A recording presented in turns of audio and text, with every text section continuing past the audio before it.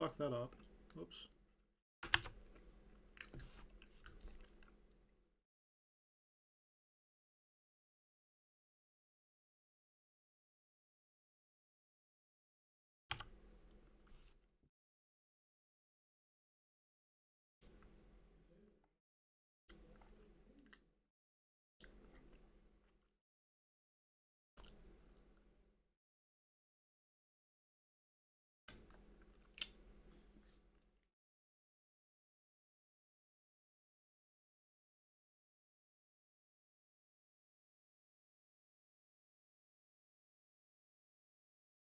I don't know where the fuck my fucking post went.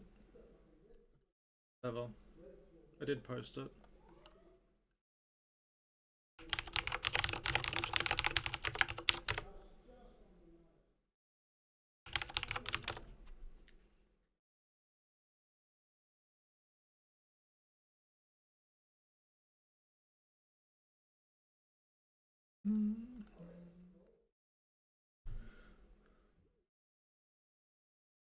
Okay.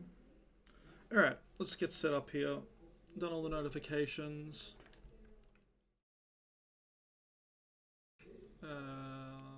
Make sure I got everything open here. Read my folders. Where the fuck is... Right. Still in my downloads folder. Okay, got my folders. Got RPG Maker. Got the scripts, notepad.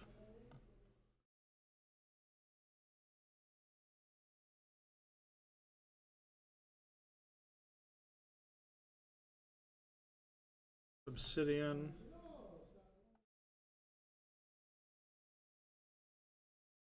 I got my Excel sheet I'm working on.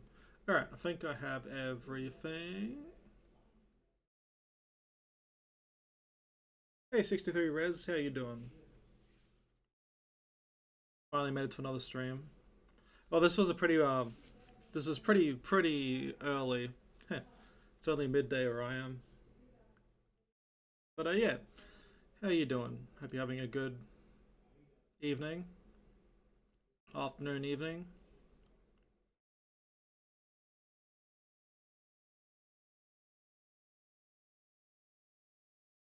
I think I am good.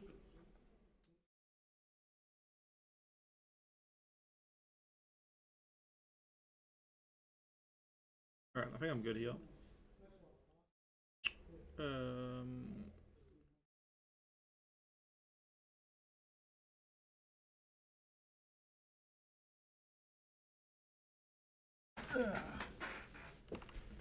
Yeah, just a pretty early stream here. Because I was kind of like, I was already working on stuff today. So I was like, ah, fuck it, I might as well stream it. Since it helps me keep on track. Because I find myself when I'm not streaming, I'm always like, maybe it's just the fucking ADHD, but I'm just always like, just randomly start opening up Reddit or Twitter or like scrolling some random shit and like not really focusing on what I'm trying to be doing. Whereas when I'm streaming, I'm kind of forced to keep that on screen.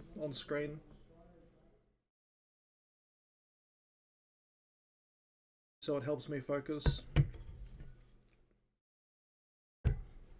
How am I doing taking care of myself? I'm alright. I have a bit of a coming and going toothache. So I have a dentist appointment scheduled next week. But other than that, I'm pretty good. I had a bunch of different dental surgeries last month, which took up some time. And the tooth I had work done on is still irritating me quite a bit for some reason. But it's not like it's really hurting. It's more just not letting me know there's something there. You know, distracts me now and then throughout the day.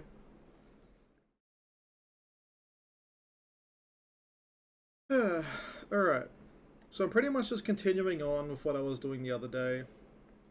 And what I've been working on pretty much most of this week.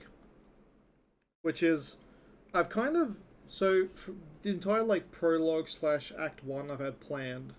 Most of it I've had written out and like basically scribbled down in like different documents all over the place, but nothing really all coherent in one place.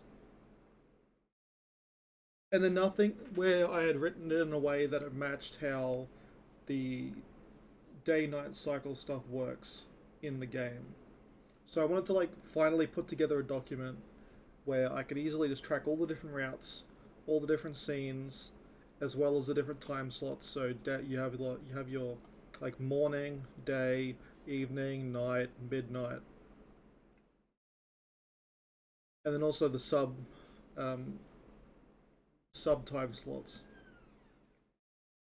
Because I kind of spoke about this before, where initially I was pretty much copying how a lot of visual novel style games did it with their day night cycle stuff, like where you have like you'll have the four slots, and each time you do a scene, it'll advance time forward one slot. So if it's morning, you do a scene, it'll take you to day, do a scene, takes you to evening, go night. But that felt a bit too restrictive for an RPG, and I didn't really want to go to like a proper day-night cycle like in other games, like a proper time-based one where it's like a whole in-game day is like 48 minutes or something, because that felt a little rushed. So the compromise I came up with is you keep the day-night cycle stuff how it is in visual novels, where scenes advance time forward, but you kind of like break it down so each slot, like morning, would then have 4 points. So a morning scene could take anywhere from 0 to 4 points. And that way, for like smaller scenes, it might take 1 point, or if it's a really small scene, it takes no points. If it's a big scene, it might take two or three or even four. And that way, there's a bit more flexibility in how scenes are used up time. That way, it's not as restrictive and annoying to the player that they can only do one thing per time slot. So I kind of felt that was a good compromise. And then I've also structured, or rather, I've written down the scenes in a way of this is like a perfect world type case, where the player was able to just do everything straight away, which is never going to be the case when a player plays, because a player would kind of like play the game how they want. They might do scenes in a slightly different order if it's permitted. If they're not built off of another scene previous, they could do stuff out of order or take on different routes that they find interesting or whatever.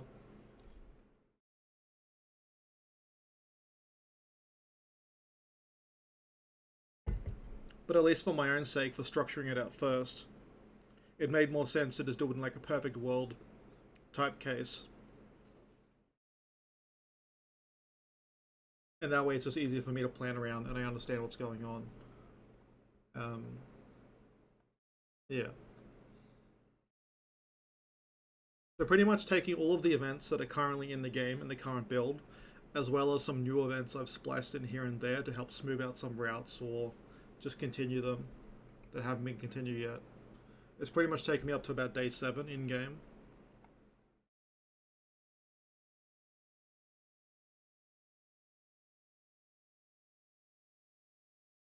So the big things I'm trying to get across for the like what needs to be accomplished by the end of the prologue. So the protagonist needs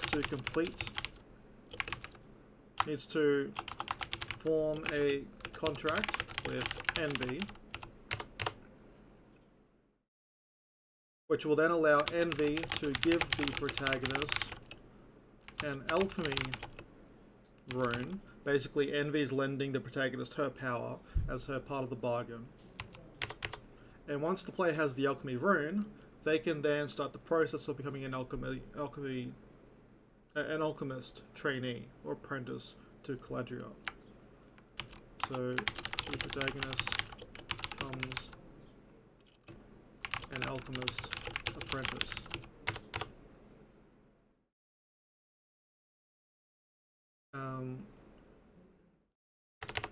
Envy teaches, so that's one other step. The Envy teaches the protagonist how to channel their envy.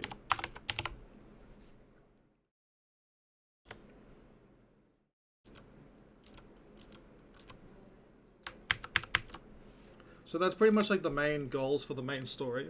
Is the protagonist needs to form the contract of envy, which then means envy can then give the protagonist the alchemy rune, and then envy will teach them how to use the alchemy rune, and then they can finally go to Caladria and try to become an alchemy apprentice.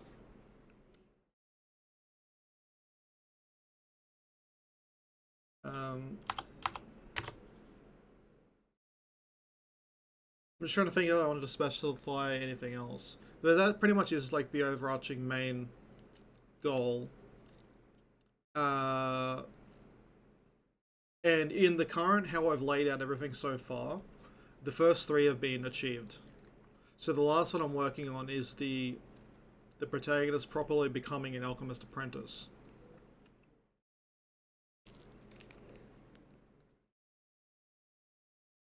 Um, yeah, so the alchemist apprentice is the next thing I'm working towards writing out here into scenes.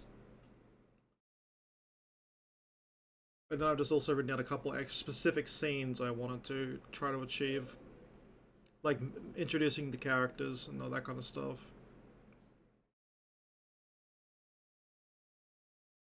So the first kind of like towards this the protagonist becoming an alchemist apprentice. Caladria basically gives him a test that he has to collect a bunch of different ingredients. And so my thoughts were currently, I still need to work on this, maybe I'll change my mind. But the, whoops, that's the wrong button. System. Would envy reveal itself more as the pact is being made? Yeah. So I'll come back to envy in a second. I'll just find what I was trying to do. So my current thought was for this first alchemy test, the player would have to find an ingredient of the different elements. These 6 different elements, which would then track with the protagonist basically having to get an ingredient from each of the main characters, or each of the either the primary or secondary characters. So, like for fire, he'd have to get an ingredient from Tasha. For water, he'd have to get one from Estelle. From earth, Saphira. Wind, Renfrey. I don't think I have a character in mind yet that's dark magic. But for light, it would be Varric.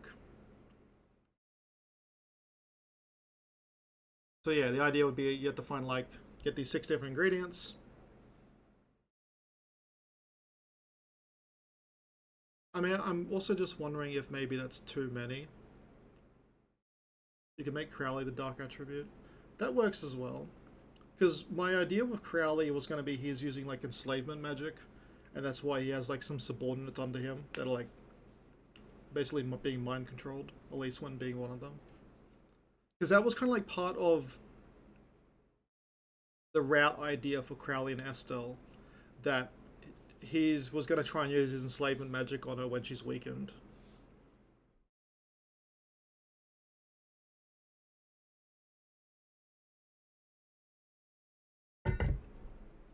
The only problem I have with that is one of the things I wanted to do from the start is I didn't want to rely on get out of jail free cards or like ways of just like pushing stuff forward, like basically like mind control, um, getting drunk, and those kind of like typical like very common tropey type of ways of just like forcing action to happen or forcing something to happen. So I've been trying to like I've been hesitant and relying on those, but there's still of course ways you can use them that could be interesting. But that's kind of like where I'm at thinking about that. Mind control and potentially memory altering. I think it could. I think you could do some very interesting things where like instead of it like mind control and memory altering is used on the heroines, it could be interesting to use those on the protagonist. Like maybe like somewhat far into the Varric Tasha route. That like you're basically getting to see the full scene. Like the protagonist is in the room watching them getting it on, and then like Varric uses magic to wipe the protagonist's memories of that incident, which could be interesting. Like the NTR route, for instance. I feel like there could be some interesting perverted stuff with that. But using that directly to like alter the heroines feels kind of cheap. That's kind of like why I've been avoiding it. As for the envy stuff, so kind of like those images I had showed before, where you have like the big envy on the chair.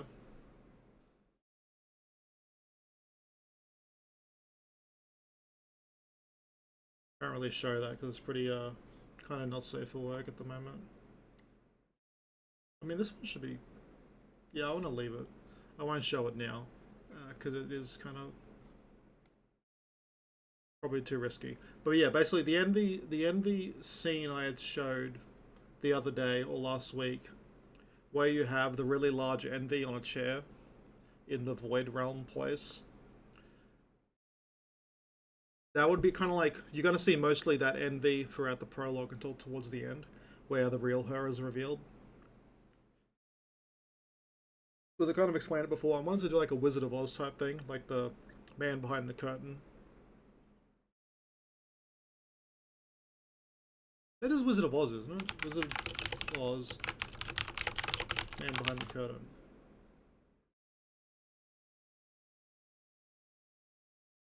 Yeah, it is man. It is Wizard of Oz. Hey, you have like you see it's all like Dark Souls with Guinevere. When you defeat Ornstein and Smo, you see the big Guinevere there on the chair, lounging. So, so Envy's kind of like playing that angle where she's pretending to be more powerful. Like she is obviously powerful, but she's currently in a very weakened state. But she's doing this like illusion to like trick the not kind of trick and like just mess with the protagonist. And then eventually it'll be revealed that that's the real her, and then depending on the route that could go a few interesting directions. Like I could see a scene where the protagonist for the NTS route at least basically gets a little bit of revenge on her for tricking him, but then they're still fine at the end. Whereas for the NTR route, the protagonist would probably just kind of bow to like just fully like he wouldn't question her or try to like get back at her for tricking him because he's kind of too pathetic and no backbone, I suppose. Plus, also, it's not like it's some crazy betrayal or anything. She's just a different form to what she was showing off. So yeah, so that's kind of like the things I'm working towards. So now that I've kind of explained it a little bit, I'm going to continue writing on here, writing what I'm working on here. So the current stuff I just finished writing, so the dark red, or this like lightish red, is meant to be Tasha, because obviously these are all color coded for different routes. Like the grey is meant to be like more just the protagonist by himself, or talking to Envy in his mind.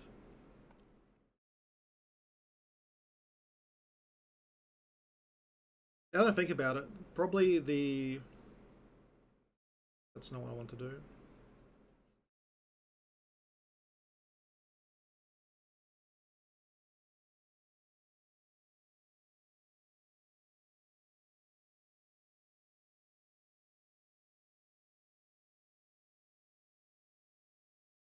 I won't mess with the colors. I was thinking if I should separate the actual Envy scenes, but I'm kind of running out of colors to use here. And there's already too many different greens mixed in here to begin with. But yeah, so the lightish red is meant to be Tasha scenes. The grey is protagonist by himself when he's like coming to a new location or just giving little updates in between quests to help reorientate the player on the current goal. Or it'll be with Jesus Christ, or him talking to Envy. Pale light green is meant to be Skink, the lizard girl. Um, the yellow is meant to be for Ferangel, the elf couple.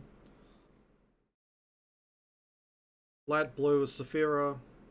The darker, little slightly darker green is meant to be Old Elvo that runs a tavern. Purple is of course Varric. The like tealish, bluish green color mix is meant to be Renfrey.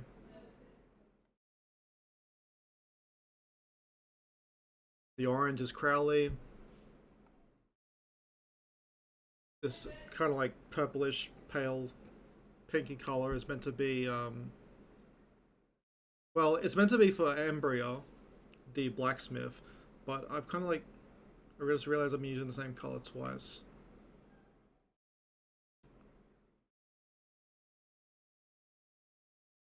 Actually, I was meant to be using grey.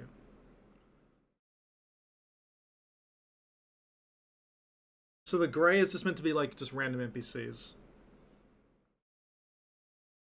Or like once-off characters. Not like actual proper main characters. And what are the colors? The cyan is meant to be Estelle, of course.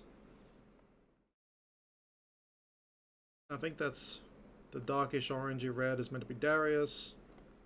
And the dark green is meant to be Caladriel for her specific scenes. But some scenes it's her and Ferangel together. Some scenes it's just Ferangel. So for like for the scenes where it's just Ferangel or the couple together, it's the yellowy one. And then dark green is for just Caladriel.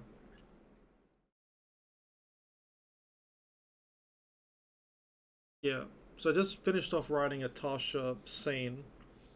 And what I'm trying to set up with Tasha is basically she's obviously very like pent up and repressed and frustrated mentally with like work and like being a single mother and then looking after Brian or the protagonist and then just like the general working stuff and like being harassed by different adventurers and rune masters at the guild and then also like her needs as a woman and like just everything's kind of like building up to her being like getting more and more tired and pent up and restless and that and she's gonna like explode eventually on Varric though.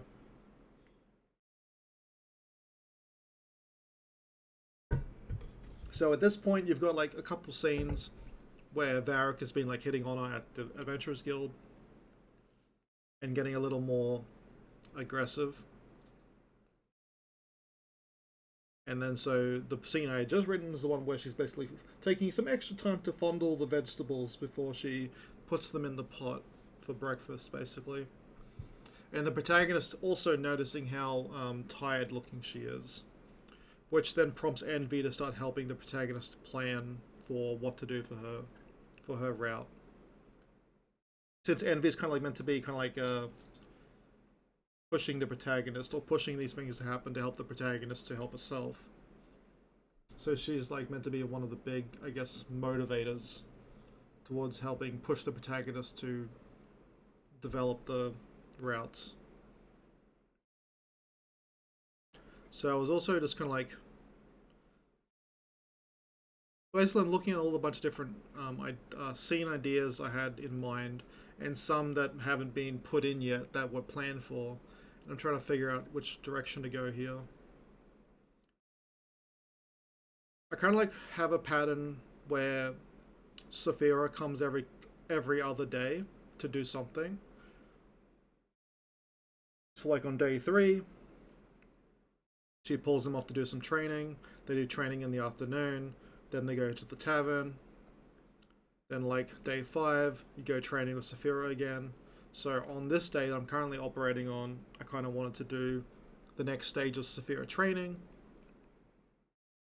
And something that was set up the day previously is this idea of the protagonist having access to a rune that will allow him to spy on her basically while she's showering. That's kind of like what's being set up here. But then the twist is going to be that because she's obviously a talented mage and he has a low level rune, that she notices it. And then she'll get revenge on the protagonist in the following training session. So that takes away at least 3 slots throughout the day. And then the other thing, of course, is the protagonist needing to be collecting the ingredients. So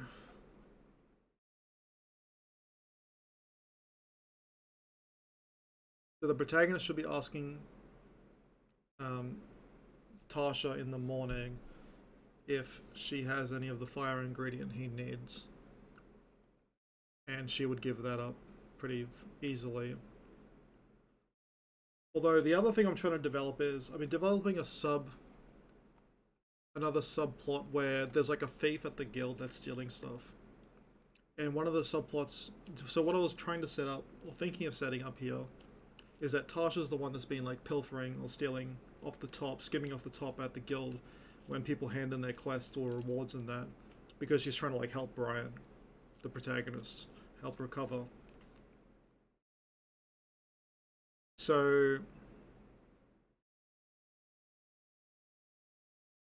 So I was thinking maybe instead the protagonist could bring it up to her, but she says she doesn't have any. So the idea would be she's keeping that in mind, so she then goes to steal it, basically.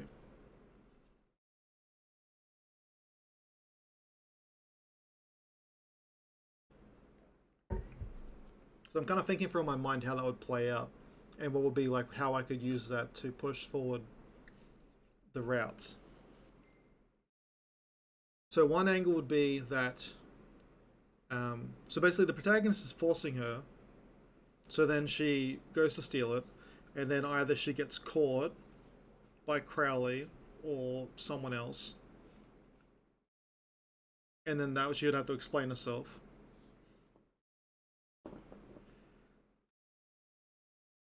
Also, another angle could be either the protagonist finds her, spots her stealing, and then, or Varric could spot us. Basically, someone spots her stealing. It's either Crowley, which probably would be the worst option because I'd have to really think how that would work. Whereas if Varric caught her, that could be interesting to push forward their relationship. The only problem I have with Varric doing it is going back to like the idea of like trying to like not to rely too much on the super duper common tropes. So blackmail is kind of like one of them, typically, right?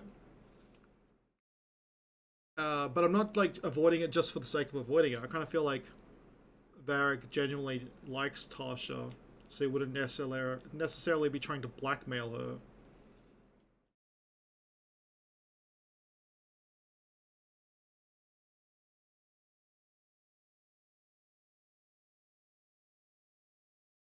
I'm trying to think how that would play out. Like I kind of see it as like, so she goes to steal the item, goes to steal something. Varric happens to catch her. The protagonist would have to be involved somehow to witness this event happening.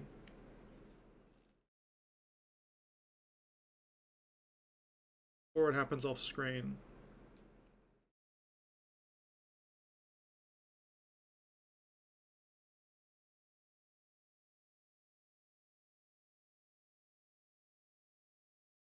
I'm trying to wonder how this might work. I'm thinking how this might work. Um, so, well, let's ignore Brian. Ignore the protagonist for now. How would this even work? So basically, Varric would somehow be able to come into the storage room and then find Tasha stealing something. And then Tasha would freak out, and then Varric would basically try to like say, "Hey, I'm not going to rat you out." And then she's thankful for Varric. And then maybe Varric could even plan to help. Basically, maybe Varric could say like, instead of stealing it, why don't I just basically Varric's trying to like help her, as opposed to blackmailing her, to make her more reliant on him.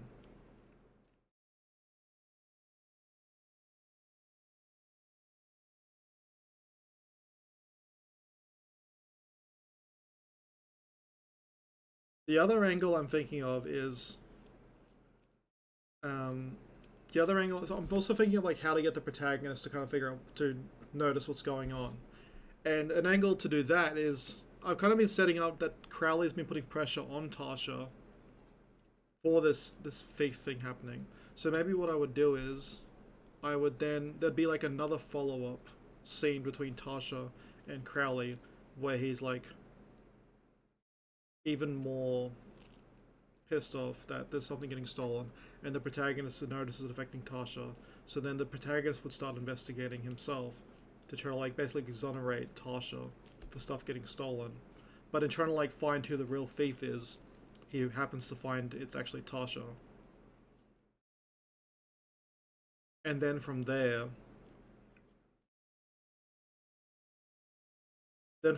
you would then get the option between the NTR route of um,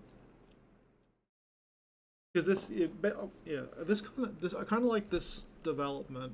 I'm just trying to think how to like tie this all together neatly because the pieces I'm trying to get to work here are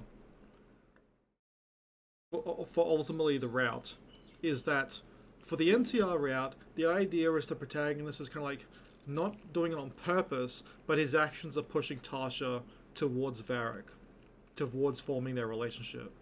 Whereas for the NTS route, the protagonist is kind of like purposely pushing Tasha towards a relationship with Varric, so she could basically, from the NTS perspective, be able to get more resources out of Varric. Basically, use Varric through you basically use Tasha to get Varric's assistance with stuff. So this could like work towards that. I'm just trying to think how to tie the start of this together to the end goal of this. So basically, Crowley's pushing harder and harder against Tasha. She's starting to freak out more, which is making her more restless and all that kind of stuff. The protagonist brings up he needs this item for his training to become an alchemist, so Tasha decides to risk it and then steal again. And the protagonist, while he's investigating who the real thief is to try to help Tasha, he ends up catching Tasha stealing.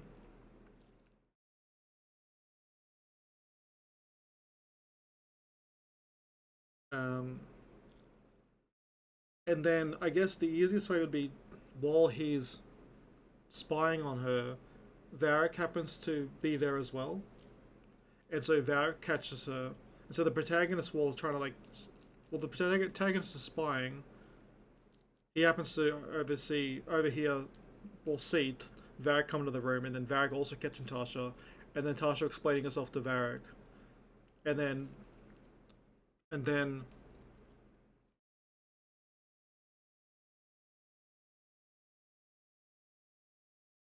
yeah, I kind of like this.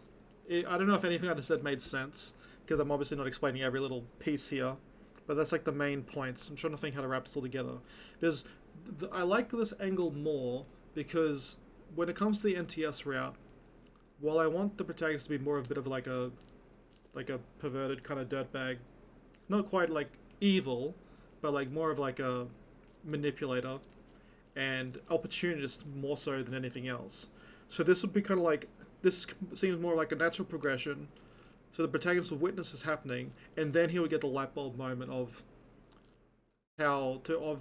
not necessarily thinking it's a bad thing that Varric is helping Tasha cover for her, because then he could probably also use that against Varric,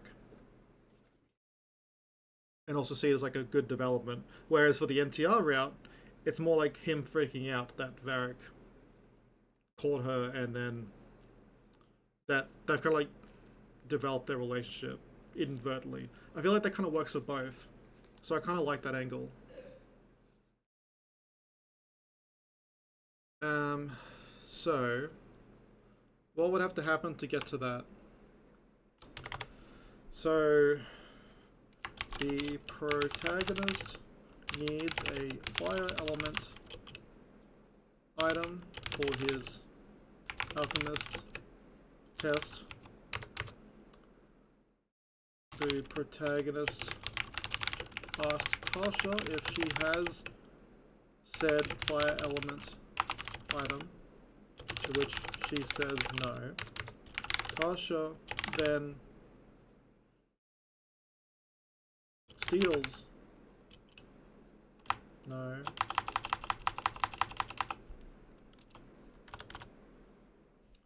Let me think. Tasha, so Tasha steals the item from the guild vault, which causes Crowley to start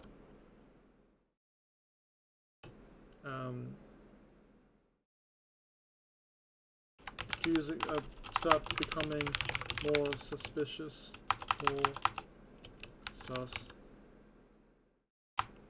more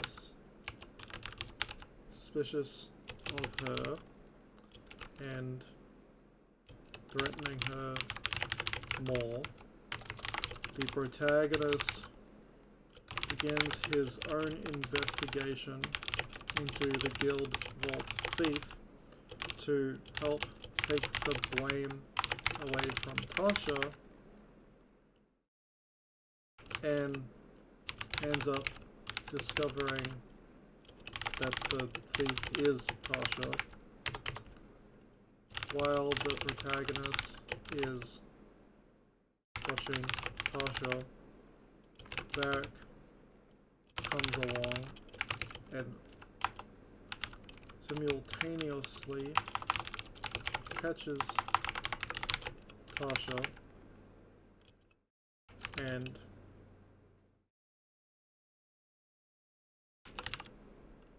Tasha gets worried and upset, and Varric comforts her, and that strengthens their relationship. The protagonist, witnessing all of this, depending on route, is either enthusiastic, well, not enthusiastic, depending on, it's either resentful of Varric for the NTR route, or for the NTS route, Varric, or surprised by the development, and with Envy's words, she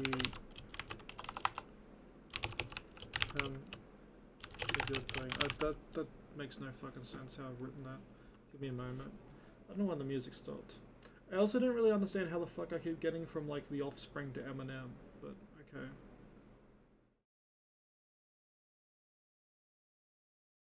Okay. So let's try this again. Last one here. The protagonist,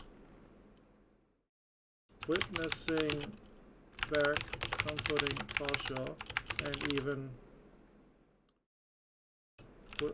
being willing to cover for her,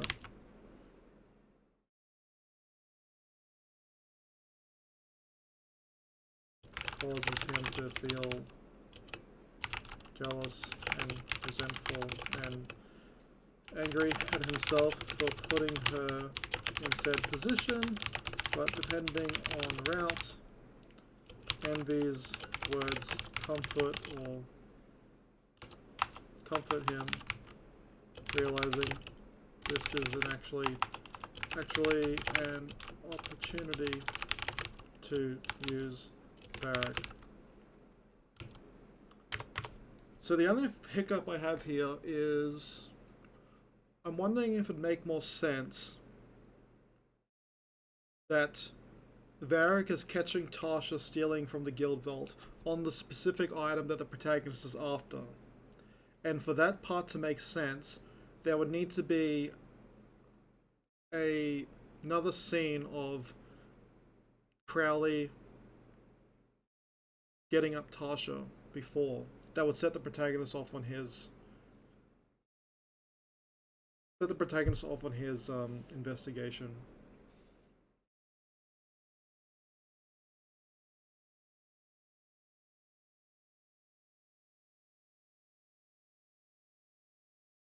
Maybe.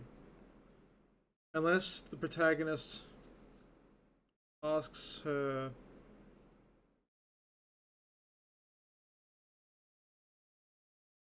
maybe it should be in the case that the investigation idea was set up a little earlier.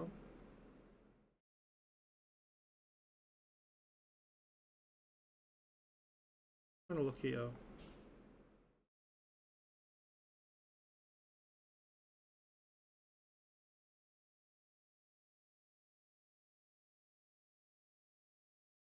Um,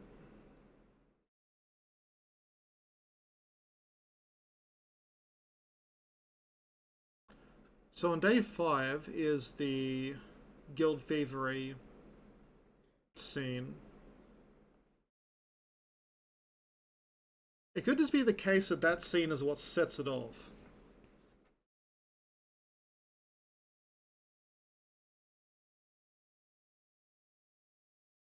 That could just, that, I mean, it could just be the case that that scene is what sets off the investigation. The investigation scene idea.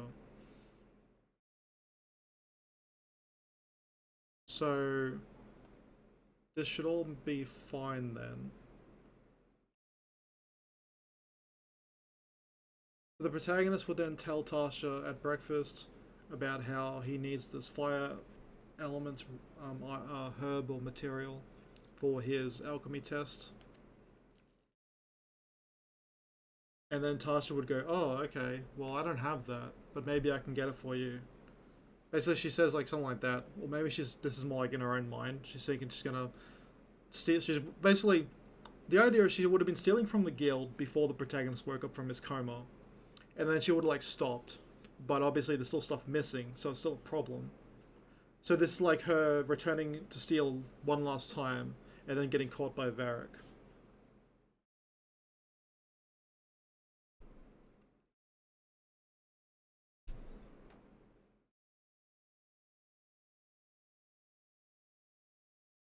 I think what would have to happen is from the Guild Thievery one, it would set up the initial idea of the protagonist gonna basically stake out the place to see if he can catch the real thief to exonerate Tasha from all accusations.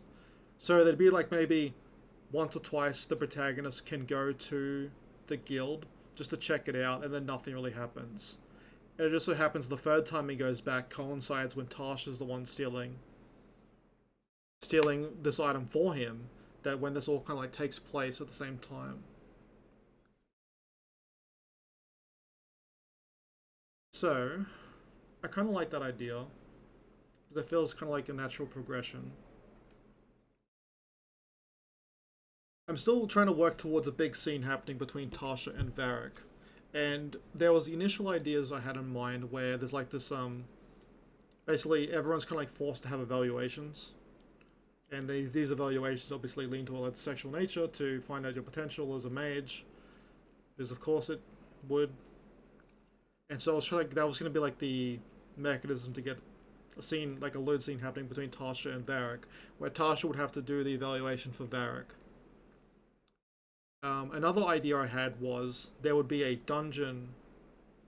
There's something I've also been setting up as well, where the protagonist, Renfrey, Tasha, and Varric do a dungeon together.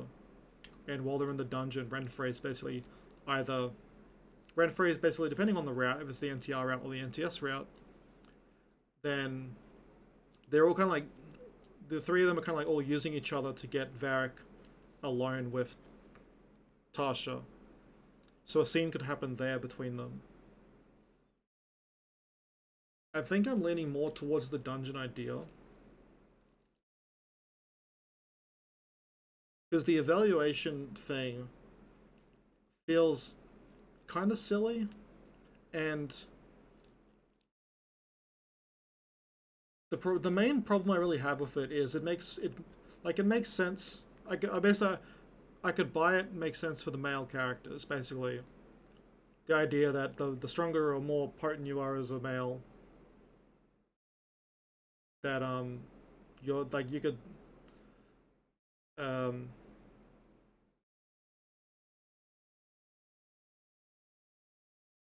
yeah, basically just like the fucking better a mage you are, the higher your potential, the more potent your com is. Basically, you could just tell that like how what their aptitude is, that they're a stronger mage or a weaker mage was basically the idea. But then I was trying to like think like what would be the female version of that. Well, I was sticking on the male version.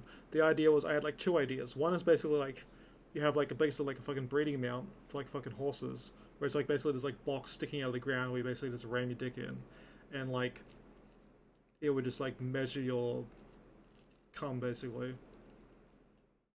Which like that makes sense for male characters, but then like what was going to be the female equivalent? Um, because it would kind of not be great of a system if like they have to like lose their virginity to like a magical aptitude testing device, right? So it's like thinking of like alternative ways of making that make sense for both genders. The other idea I had was like basically it's like some kind of like magical like slime amorphous material that like could change shape. So if you're a dude, it would like change shape to like basically like what do you call it? What do you call those fucking things? Like an honor hole or whatever. And you would use it, and then for like females, it would like turn to like some kind of like vibrating tentacle thing that would like just kind of like not penetrate, but like uh basically like a pad, I suppose, like a vibrator. So that way like, it can still like um you still get the orgasm idea across, but it doesn't rely on penetration. But the more I thought about that, it's like it kind of seems silly. So that's why I was thinking if there's a better way of still getting to that scene idea, but just for a different mechanism.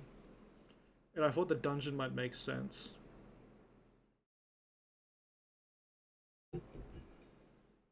But so yeah, I've got those. I've got a couple different directions on how that can unfold.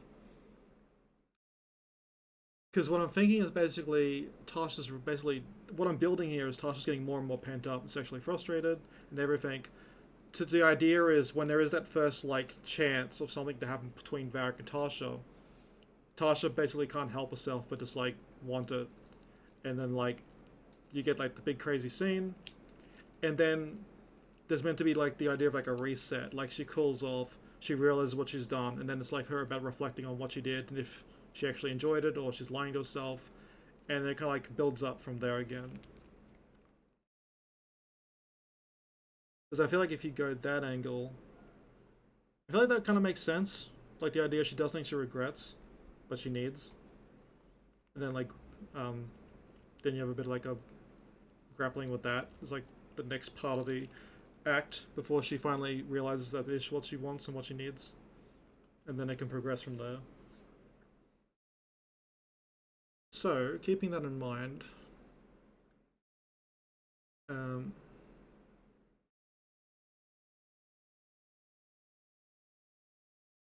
so that's fine.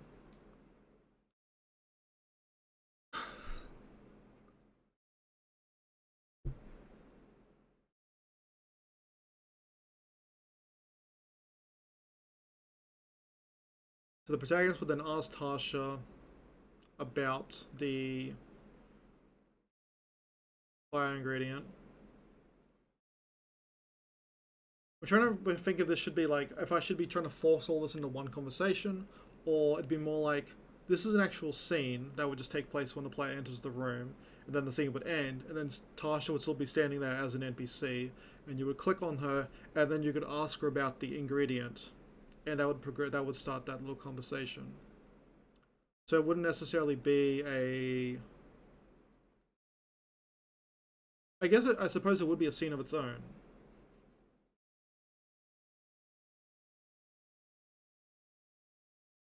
So I guess this would be called. What am I going to call this thing?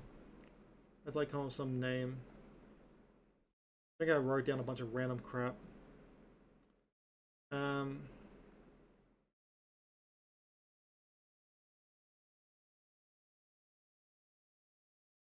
where did I write this down?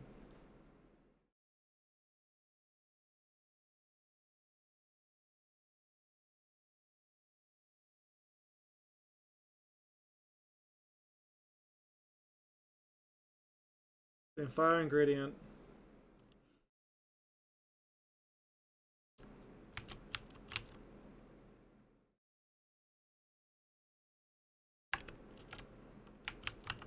or rather, I'd call it like yang.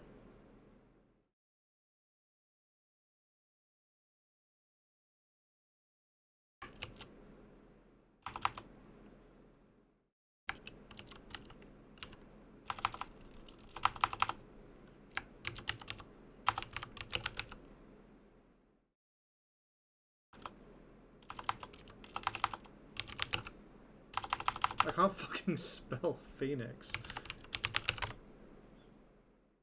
I always fucking spell it wrong. O-E-N-I-X, not E-O-N. Phoenix.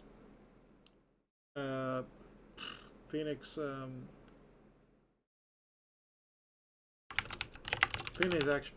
Phoenix ash petals. There you go. That's the name of the fire ingredient.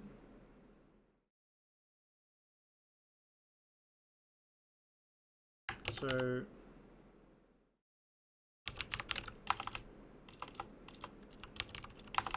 OEM. Phoenix ash petals. The protagonist asks Tasha if she has any Phoenix ash petals as he needs them for his needs to collect them for Caledria so he can become an alchemist. Which Tasha apologizes and says she doesn't have any, but she might have a way to get them, which she says ambiguously.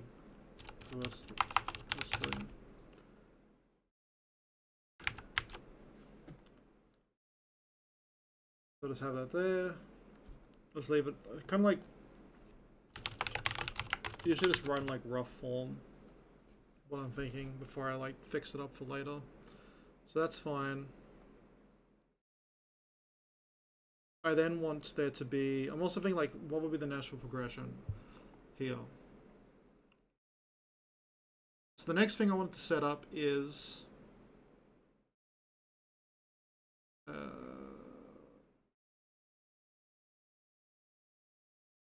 so why is it playing like the same 5 songs in a row?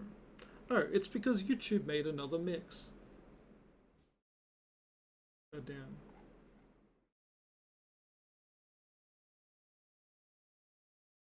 I actually just can't.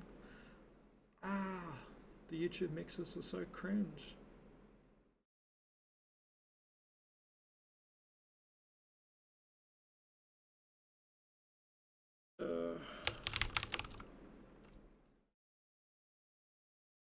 Let's play some random ass stuff from a completely different genre, so it stops doing the mixes.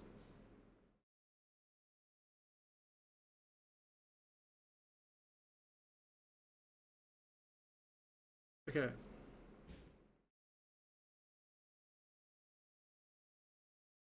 So that'll be the fire ingredient.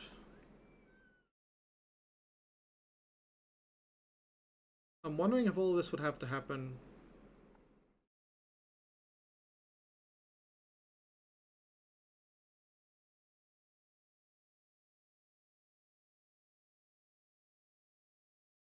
Huh.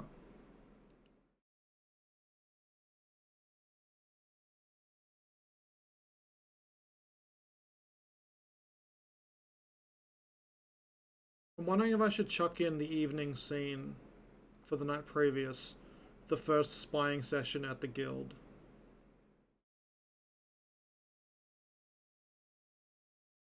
That might make sense if it was there. Spying session, guild.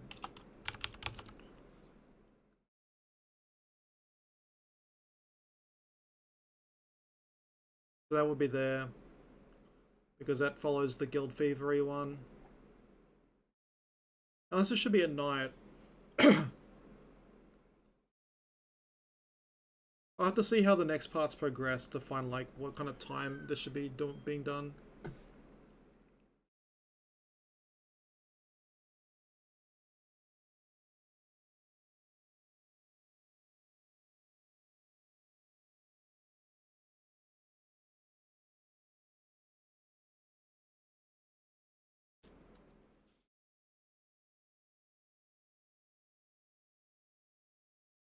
Let's see.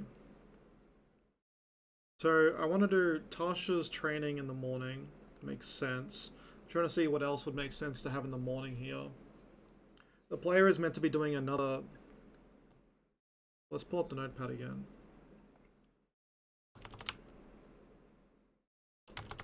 So there is meant to be training with Saphira in the morning. Training with Saphira. Well, training with Saphira. Day or morning, one of the two. There has to be meeting back up with Embryo. Talking to Embryo about fixing Choker. Embryo helping set up workshop. Embryo.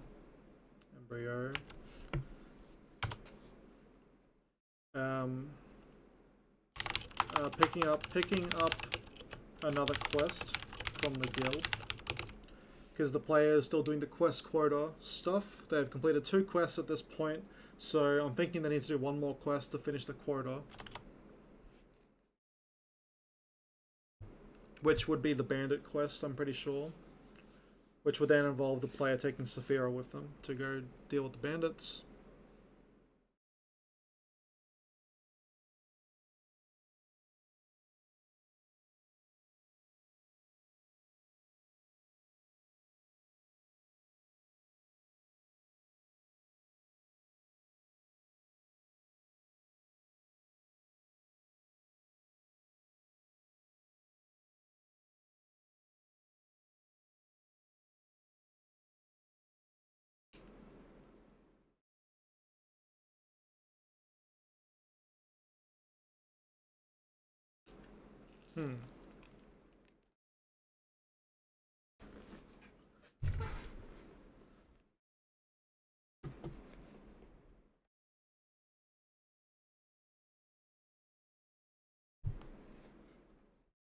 I think what other quest stuff there was here. We give another quest from the guild, which would be the bandit quest. Bandit quest. They would be getting the other ingredients. So getting an earth ingredient from Saphira, which I would like to make a dungeon. Getting water ingredient from Estelle, a dungeon to get.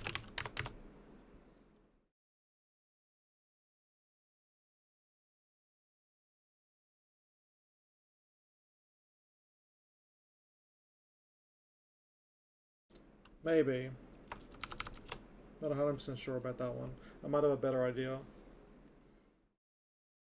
Getting wind ingredient from Renfrey.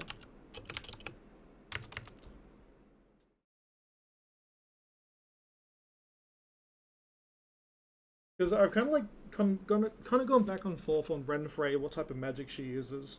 Because I kind of like picture her as a bit of like a rogue. So it's kind of like thinking like she'd have like some shadow or dark or something. So maybe that could be better suited than wind.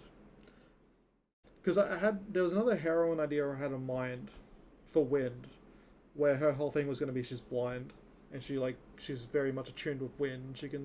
Using wind, she can obviously tell who's near her and everything like that.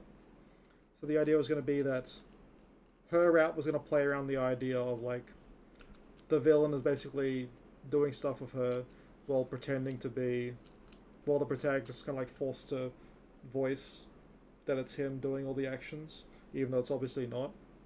While the villain's the one getting everything.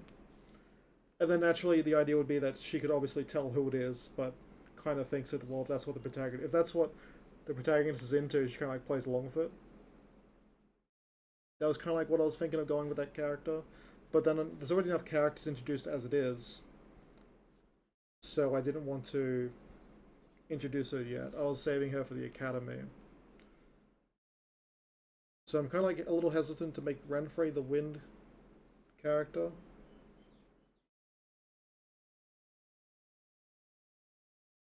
Because right now, what are the 3 main heroines? We've got Tasha that's fire, and then Esther that's water or ice, and then Saphira that's earth. So I mean, it kind of like already is three of the main elements for the main heroines.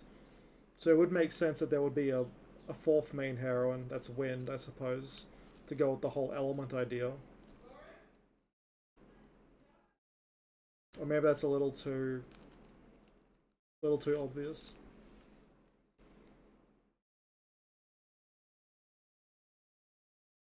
I'll think about that. What her element is. I'm more leaning towards dark than wind for her.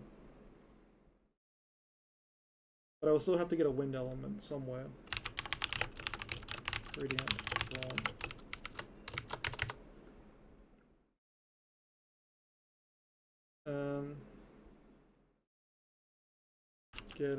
Get light ingredients from Varric.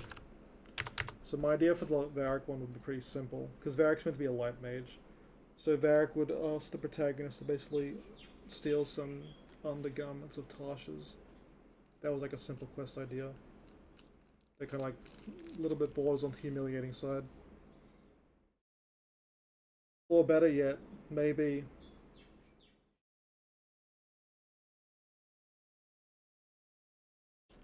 got two ideas for the light for this for Varric. One is that steal Tasha's panties or something. The other one, which would be a bit more,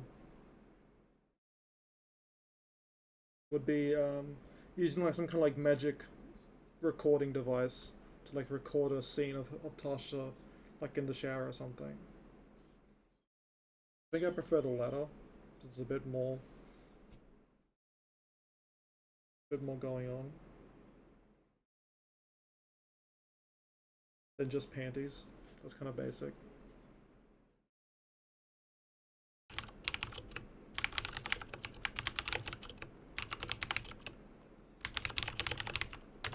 Something like that for Varric.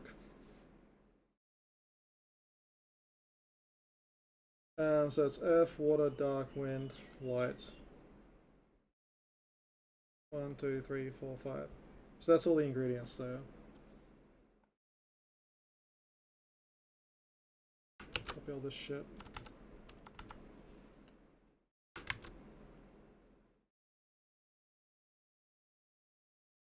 A bunch of different shit to work with.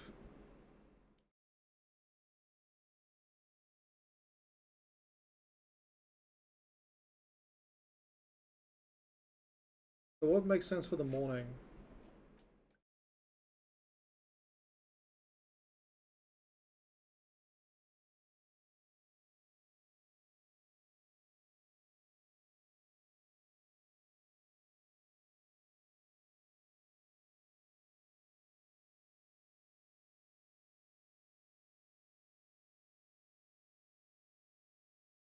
So they kind of like had this theme where Tasha kind of like just shows up in the yard all the time, and then drags him off to do training. Or all these demands that he shows up training. So you'd probably have a morning scene where Severa appears outside the front of the house. And then Brian could also ask her there about the earth ingredient. Or after training.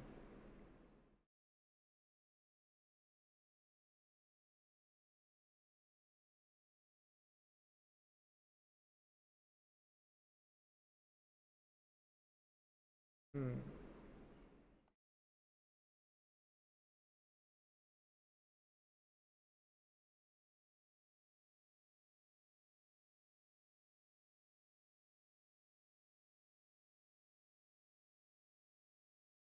You go to the guild. Go to the guild in the morning to pick up the quest.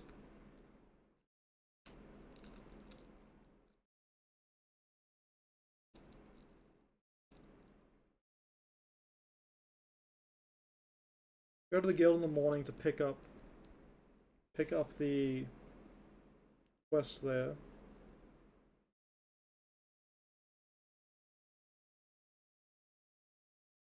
Pick up the quest, which would be the bandit one.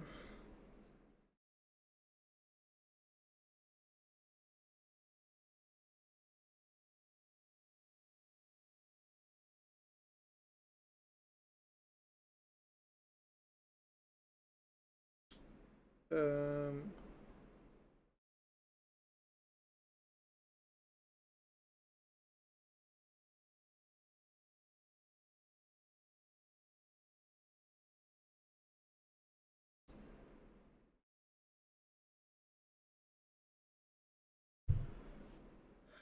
let's see here.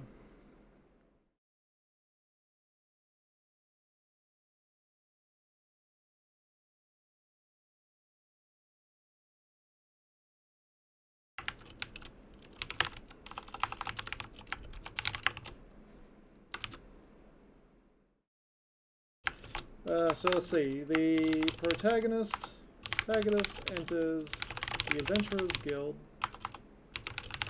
to pick up another quest to complete this quest quota, but Eliswin informs him that Crowley wants to see him, that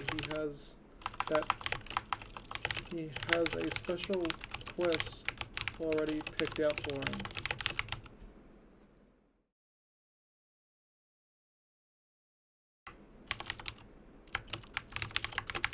Bandit camp. The protagonist enters Crowley's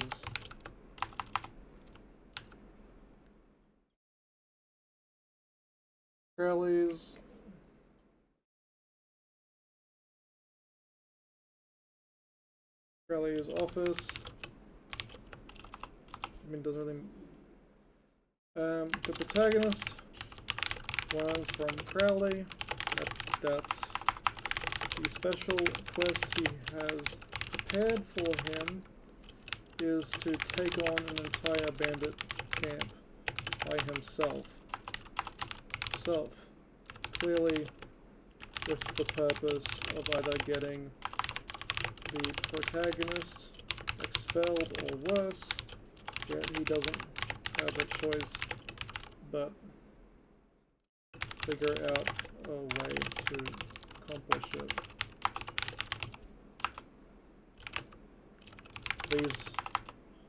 His office. His office. And tells the protagonist to tell Elise when he wants her in his office. I don't even know if that pop-up's really necessary. Bandit camp. So that's kind of sets up the morning. So then he's on his last quest. So then you would have the training session with Saphira. The second training session. Train with Saphira. I'll write more for that in a moment. Yeah, the second training session for Saphira.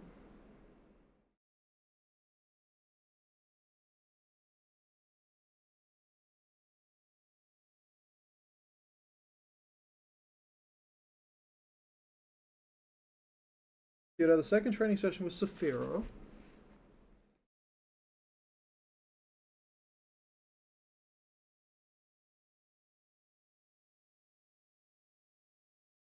Yeah, the second training session with Saphira, which then he can bring up two things to her afterwards. He can bring up the bandit camp thing to then get her help to do the bandit camp quest.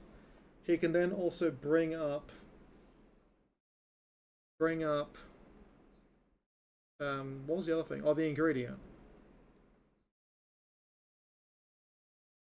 So then the player could bring up the other two things to her. Or he saves one. I'd say he would bring up the bandit camp one first, and then in the evening when they're having their chill out session at the tavern, he could then bring up the earth element one.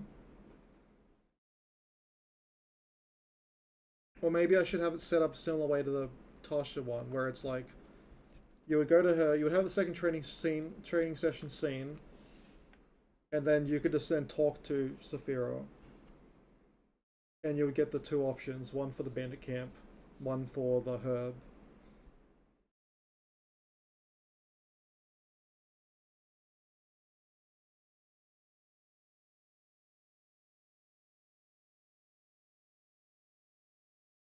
You train with Saphira. Then you have to have like the earth ingredient.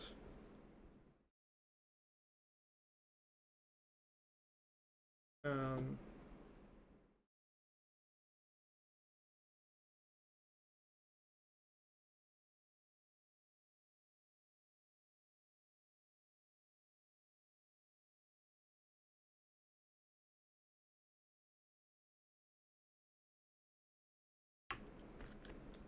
um,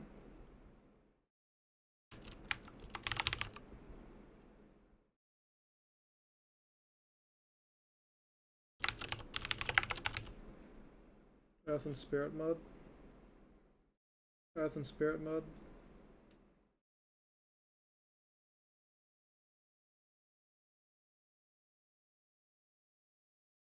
Something like that. So then earth and spirit mud. Get herb ingredient. Get earth ingredient. And then you would have help with quest assistance. Ask Saphira for help with bandit camp.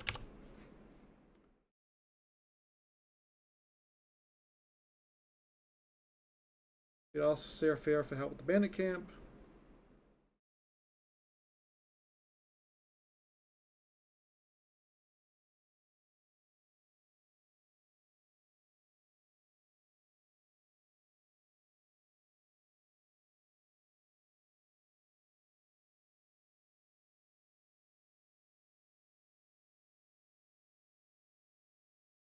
If the player took off, so the Earth and Spirit Mud one is kind of like it's like a setup, where it's like it sets it up that we can then she has an idea on a place that might have that ingredient, which would then take you to a dungeon.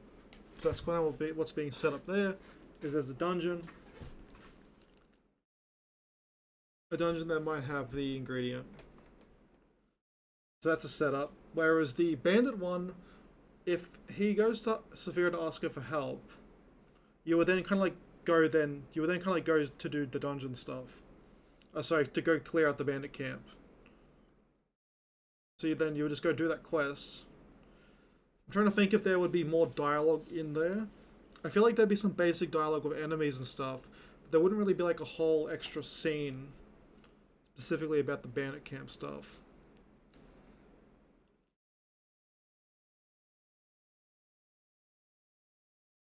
I guess I don't think so. I'm trying to think how. I mean, I could always expand it to have more stuff in there. I'm just trying to think for now if it would make sense. There would obviously be like. So if there's a bandit camp, you go to take on the bandit camp Saphira. You're basically just going there, you're killing a bunch of bandits. The bandits would obviously have some unique dialogue for like when you're talking to them to start fights. There would obviously be dialogue in battle. But it's not like there's a full-on scene. The only thing that would constitute or be similar to a scene would be a defeat scenario if you lose to the bandits and you get captured. That wouldn't really be like a scene.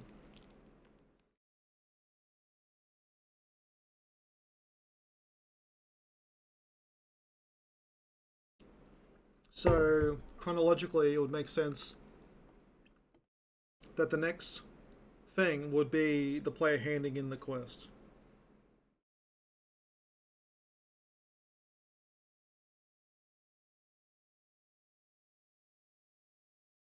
I can see there being a small scene after you defeat the bandits, where Saphira is like talking to the protagonist about how he basically like how he went in battle. Like there might be like a scene together to finish it off.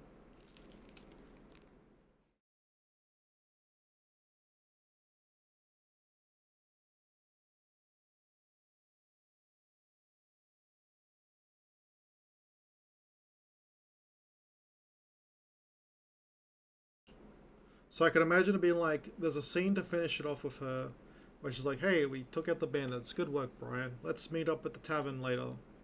Something simple like that, which wouldn't really need to constitute an entire scene. Or like a scene that takes up a block.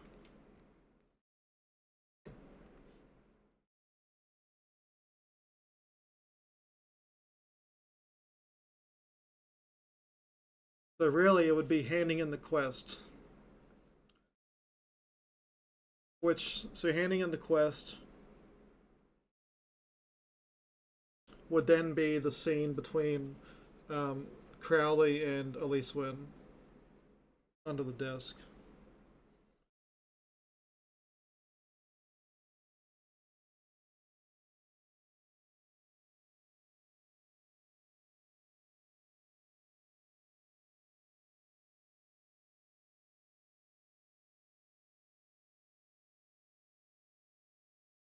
Which can also be used as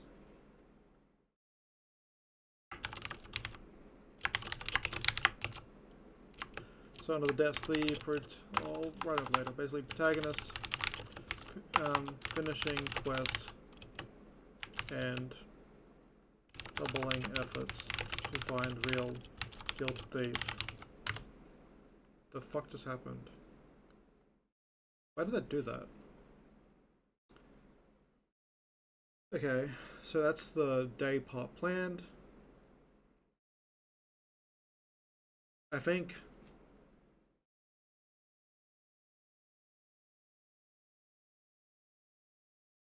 the spying session thing should be done at night.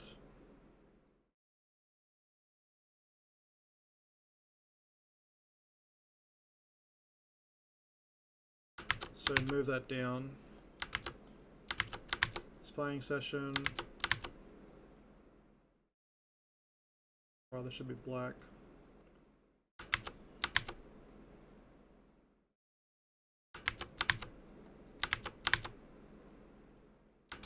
So you have the 2 spying sessions back to back. And the third one would be when you find Tasha.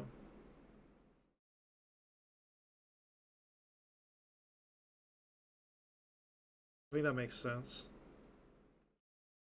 This needs to be fixed up.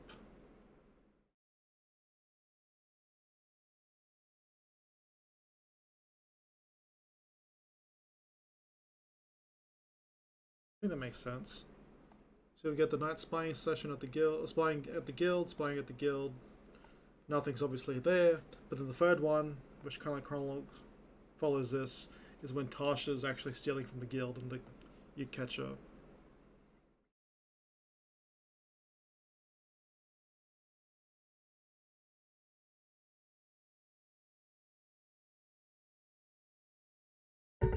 The only thing for this setup here I'm not 100% sure about is trying to make sense of why Varric is there.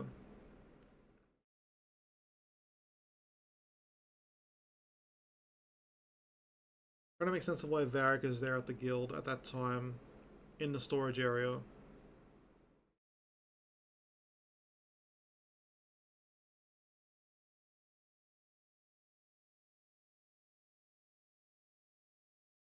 Trying to think also how the map looks as well. The map, because there isn't a map made yet for the storage rooms. So maybe the map could be made in a way where it kind of makes sense that it kind of looks more open and she's like just coming out of an area where she shouldn't be.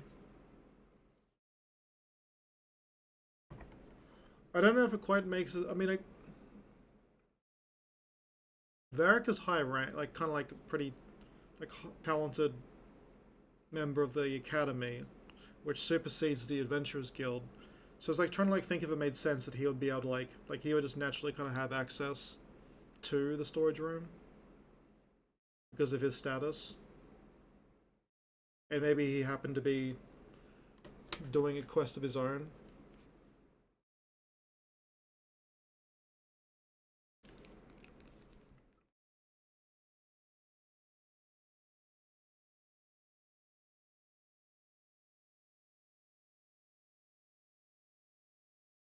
So maybe in the previous Varric scene, it should be like expanded a bit to say that he's going on like some quest, some dangerous quest. So kind of like it makes more sense. Like he went away for quest, and it's kind of like he's come back to the guild.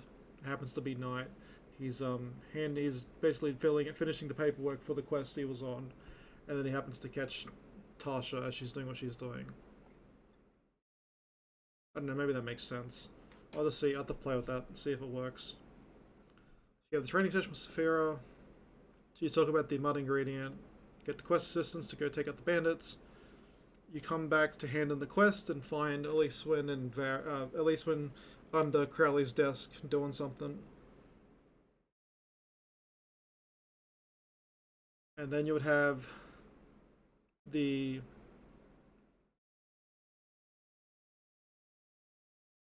training with Tasha. Training with Saphira. Pick up another quest, bandit quest.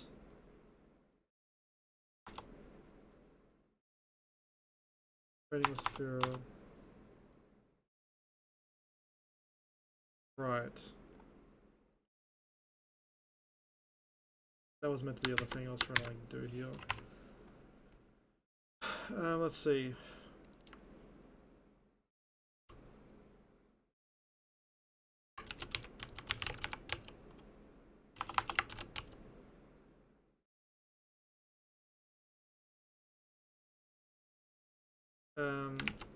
So the other kind of like plot point being set up here is the protagonist gets like a rune from Ol Alvo that allows him to spy on what's happening in a different room. Kind of building off of a plan Envy had. So the idea is basically to plant this like rune that allow him to like spy on what's going on in Saphira's training room. Oh wait, I already kind of explained this a little bit earlier. So this would be a position where he could set that up.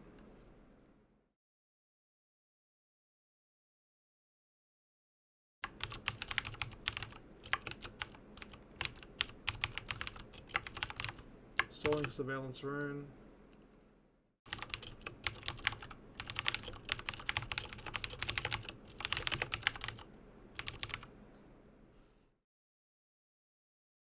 Installs the rune for spying in the bathroom. Then he leaves. You go hand in the quest. Go hand in the quest.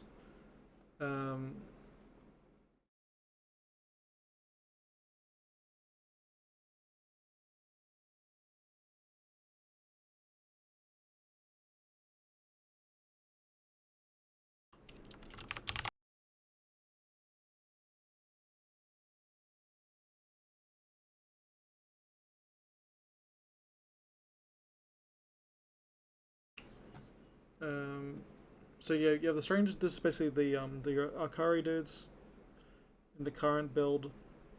This is just that scene where they show up, they surround Saphira, then they piss off, or rather Saphira deals with them. Then you get the actual conversation, sit down with Saphira.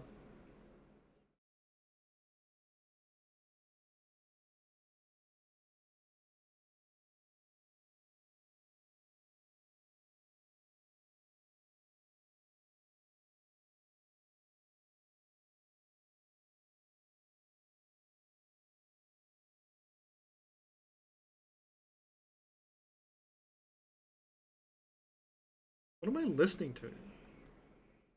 There's some Minecraft parody song.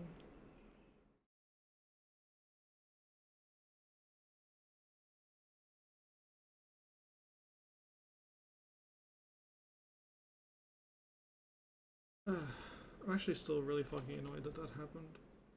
So fucking random. I was trying to work out if I actually like what I've written here. I'm trying to think like what is actually happening with Saphira right now. Like what am I working towards for Saphira? So the idea is you have these training sessions with her, and the training sessions get progressively looter as they wrestle more.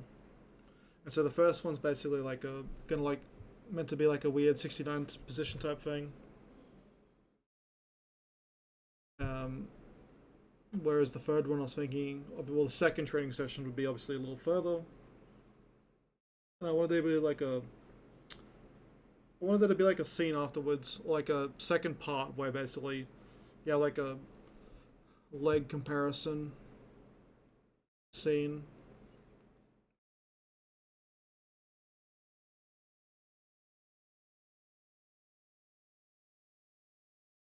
Trying to think how far to go with it. Is it in actually? I try to find the reference.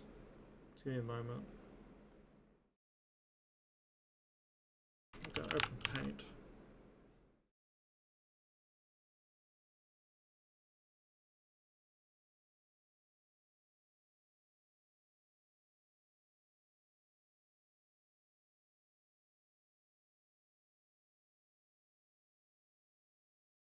Basically, had this scene idea in mind, although you guys can't see it.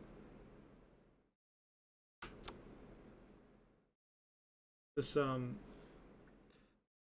thigh/leg comparison when they're sitting down recovering from the training session. And then Saphira basically eggs him on to see if it really is as muscular as it seems. Which, depending on the route, will lead a bit further or not if Brian chickens out for the NTR version. That's what I wanted for that scene. Then the training, then you would bring up the other stuff. Surveillance rune. Pretty much just a big Saphira day. A lot of Saphira stuff in this particular day.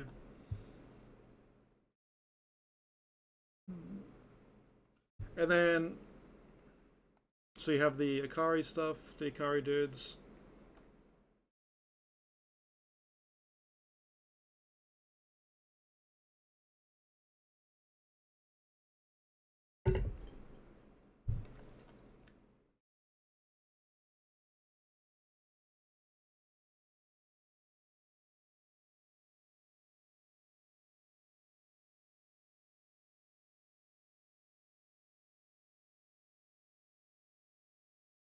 Trying to think what else there is to do here.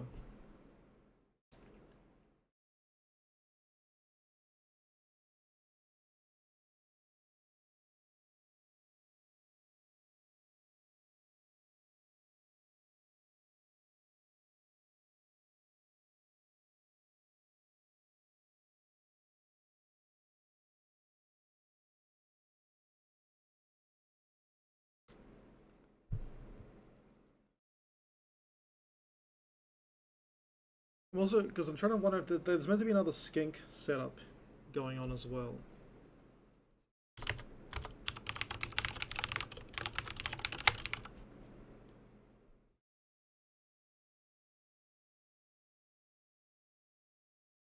I'm trying to think. So I'm trying to think. There's meant to be a progression to the skink stuff. So I'm trying to like find a way where it makes sense to get the player to come back to the skink and Elvo situation. And I think it would make sense. So the idea is the player borrowed the runes from Elvo. He sets them up in Saphira's training room. And then the idea is you would have the next training session, and then she would shower, and then the player would then spy on her, basically. The protagonist. And then the idea was Saphira finds it. Saphira finds the equipment.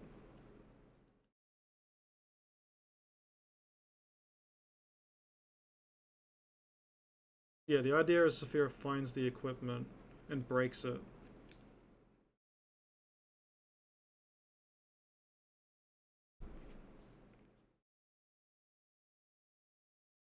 And then maybe that could be the hook then, so the player has to bring it back to Elvo, the broken rune. Or the damaged rune. And then that could then be the hook to get the skink stuff rolling again.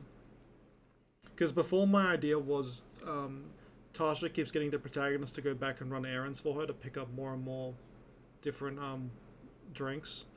But I kind of I didn't want to rely on that one too much. It's already been used once, so I kind of want to see if I can find something different to use. So this might be a better angle. The only thing else I'm wondering right now is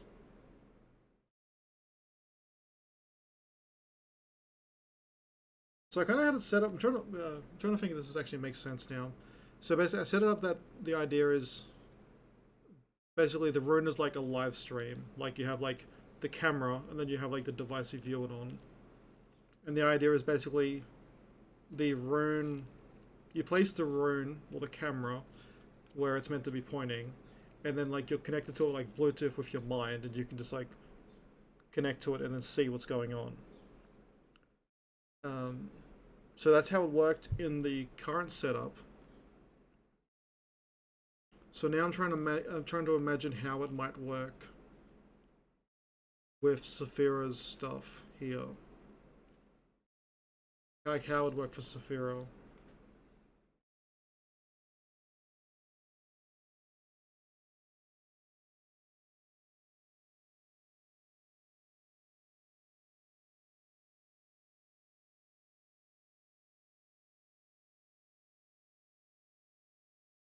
I'm wondering if I should. So in the current build, there's a scene where when you like talking to Saphira at the tavern, Skink brings drinks and then makes a mess, and douses Saphira, and then she's like drenched. I'm wondering if that could be a point where it would make sense for the player to use the rune to activate the rune to see what's going on, because he kind of like knows that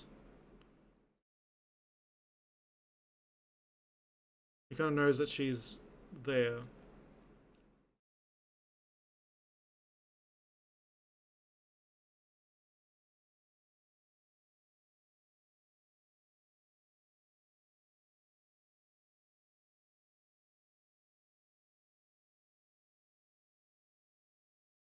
I'm just trying to think how this will work together here. And then if there is room here for another skink scene while they're at the tavern, um, Renfrey's away, so she's not at the tavern.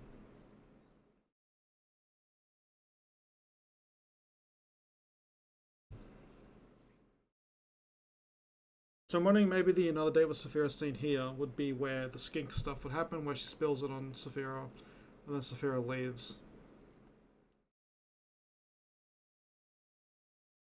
And then you get the scene where Skink is cleaning up the mess.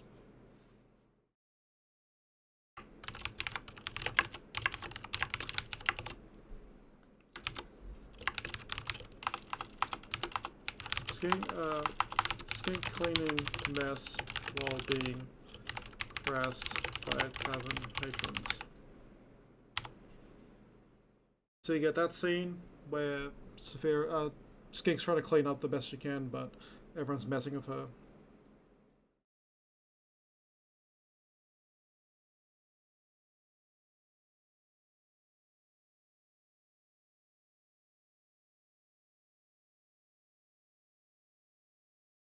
I'm also wondering at what point. I think it kind of like the player kind of has to tell Saphira at some point that he has the alchemy rune, like the whole he's the way the whole he doesn't really explain everything or like how powerful the rune is or about Envy herself, just the idea that his alchemy flame rune requires the Envy emotion, and that like basically trying to like get Saphira into kind of like getting her on board with it a little bit, at least for the NCS route. Even if she's not like just instantly going to go through with it, she at least is aware of it, and then that can slowly be built on.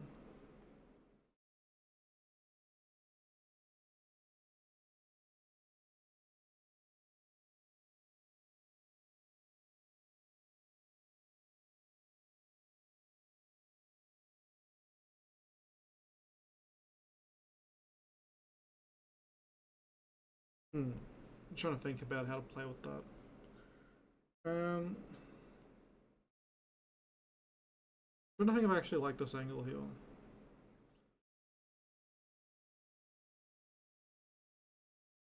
Like, please, what are you doing? Why is YouTube music so just all over the place? Jesus Christ.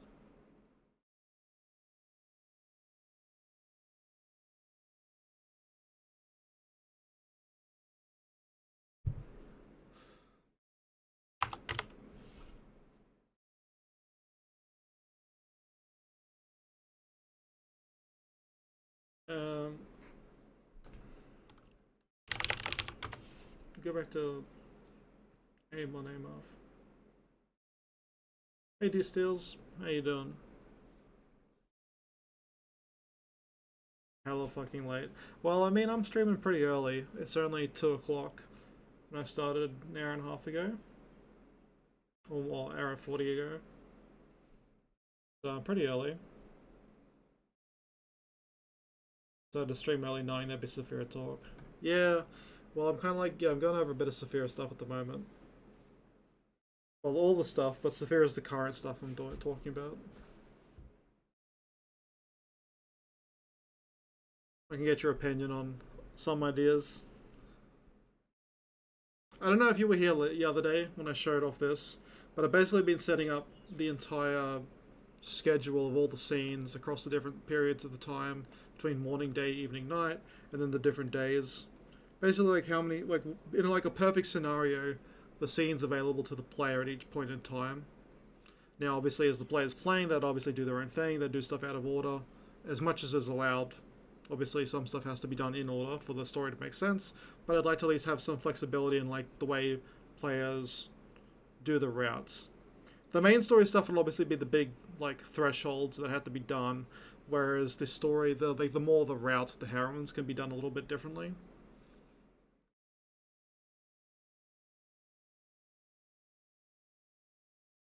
So I've kind of like got so for Saphira, for instance, pretty much mostly is the same as is. You basically have like scenes with her in the morning where she's like showing up to the protagonist's house to get him to come train with her.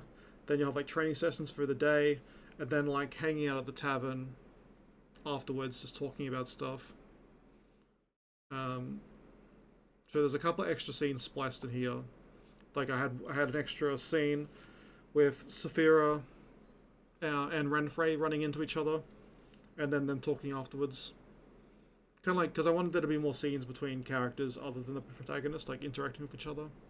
So you have that scene, and then there's the idea of the training session. So they're sparring together, and then obviously it's getting like more into wrestling and like lewd wrestling as they like push each other further and further in their game of chicken.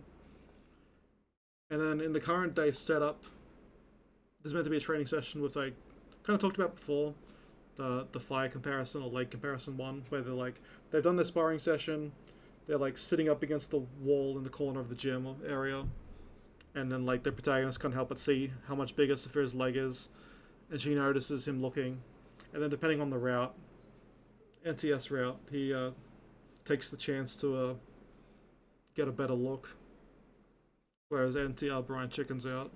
It's kind of the idea. And then just setting up a dungeon with her, as well as the bandit camp stuff. So the other big thing I don't know if I talked about, which I'm kind of like doing, is basically so from the first training session when it ends, Saphira talks about how, oh well, now that we've done a training session, I'm gonna do a bit more training, then I'm gonna go hit the showers, and then I'll meet you at the tavern in the evening. Is basically the setup, right? And then she's like, so the idea is Envy kind of brings up the idea that, well, basically the protagonist kind of like hears that and is like, huh, I'd really like to see what's going on in there. And then Envy kind of suggests a way of doing it, which would be the idea of having like a rune that allows you to like, basically works as like a see-through walls or a camera, basically. Basically installing a camera in a training room is the gist. So then like you go to Elvo who would have this rune, and then he kind of like gives a bit, there's like a tutorial setup which gives you a skink scene, but then ultimately Elvo gives the protagonist this rune. So then after the next training session, you basically sneak away to set it up in her shower, and then you continue on. Um, the idea was going to be, well, first this part, um, setting up a dungeon with her to go get an earth ingredient for the alchemy stuff. The protagonist will have to get an ingredient for each element, basically. So kind of like setting up something for Tasha, something for Saphira, something for Estelle, and some other characters. Go to the bandit camp. Um, then you'd install the surveillance rune in her bedroom, in her bathroom. And then you have the foreign intrusion, which is basically in the evening you go hang out with Saphira at the tavern, and then that's when the Akari dudes first show up. So that's the same scene, and then you will continue on with the date, in quotes, with Saphira, and then you would have the skink making a mess. Actually, I don't know if I want that in there. I was kind of just looking for a place to throw it in.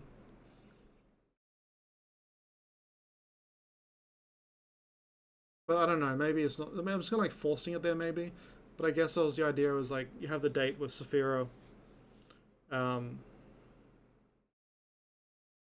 so, what I was kind of thinking of doing, dialogue in this, I guess whenever this newer version comes along, um, is because this is after the Ikari dudes, and this is also after. So basically, the idea would be in the first date with Saphira, right after running into Renfrey, Saphira would give the protagonist a bit of shit about Renfrey. So then the idea is it's kind of flipped, where the protagonist, at least for the MTS route, would give a bit of shit to Saphira about the Akari dudes. It kind of like loosely like laying the threads there for the protagonist maybe not being completely opposed to her talking to other dudes, at least for the NTS route. Like that's kind of like the gist, like kind of like setting that up.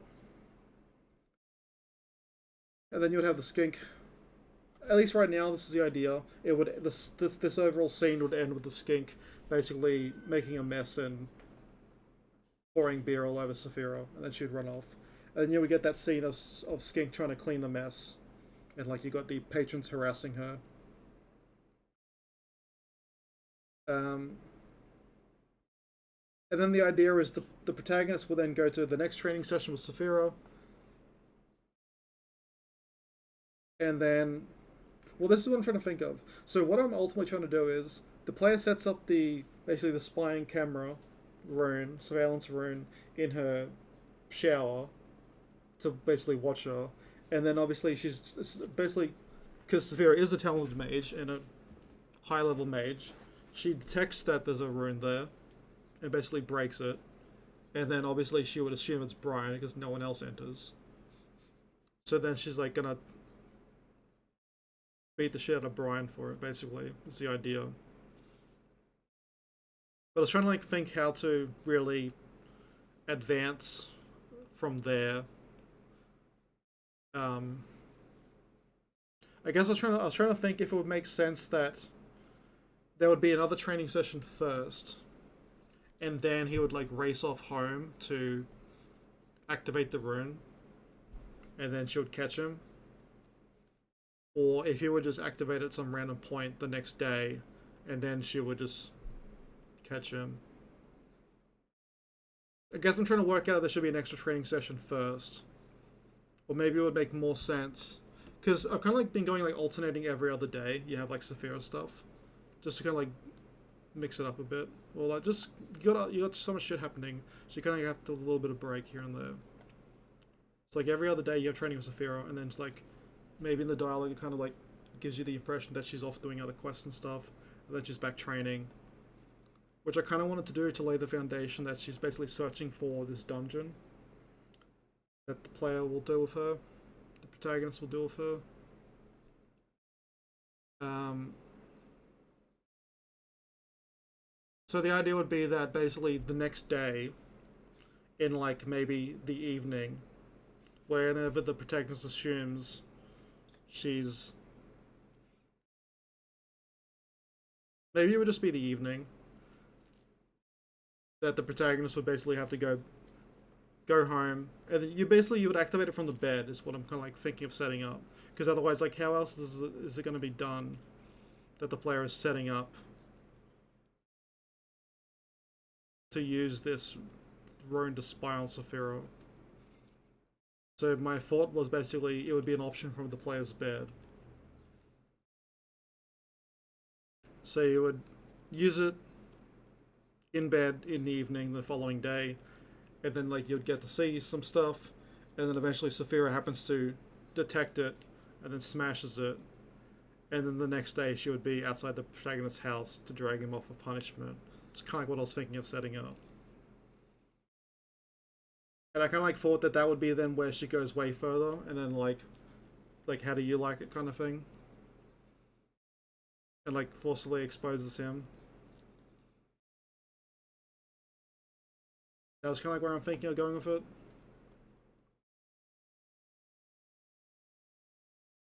And then, but I was trying to like think of like, well, how is like the protagonist going to respond to that for the two different routes?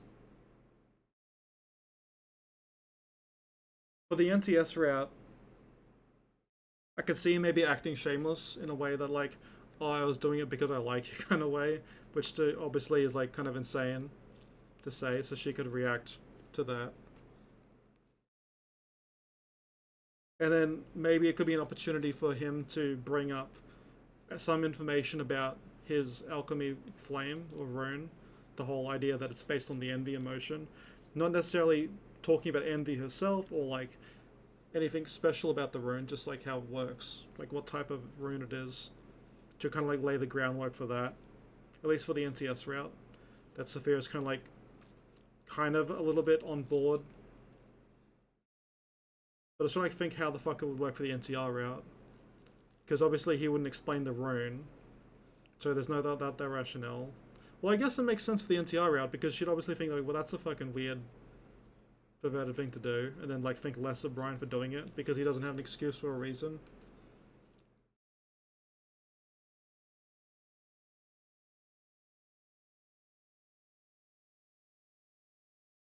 Because the other thing I'm trying to think of is like NTS Brian is more like complimentary or paying more compliments or interest towards her physique.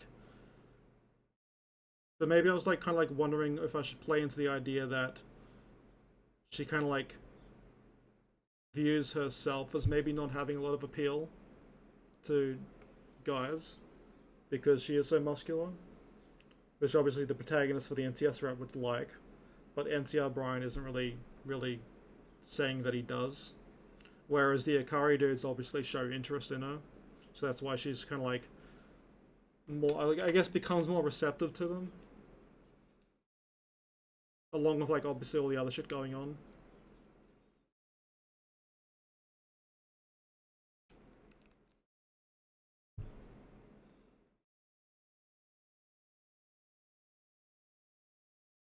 There's a lot that this day is very very Sophia heavy, which I'm trying to think if this is the best way of going about it or if there's a smarter way.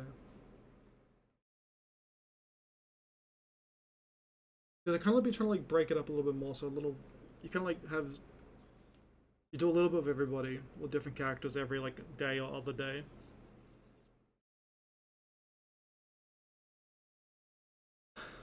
So the other plot thread going on here for the day is the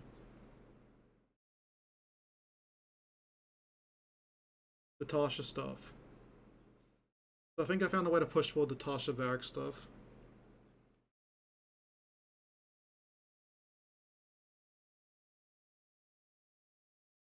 So basically, the Caladria gives the protagonist the task of collecting a bunch of different ingredients to make this special potion that allow him to unearth his potential. That's like the basis ritual that everyone does, like in all the clan's noble houses before you start your journey, really. And obviously, the protagonist doesn't have those resources. So, Caladria, before she takes him, alright, I gotta go take a test of the stream still up afterwards, I'll come back. Alright, man, have fun. Good luck on your test. I hope you pass the flying colors, which I'm sure you will.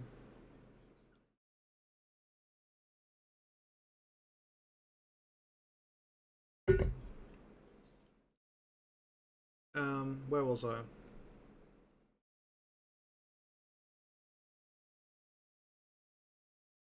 Tasha stuff.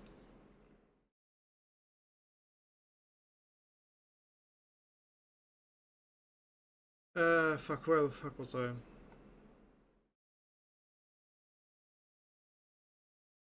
Yes, the third night is when the protagonist goes to.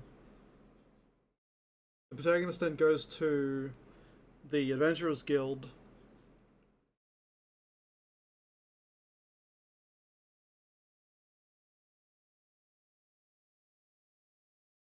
Goes to the Adventurers Guild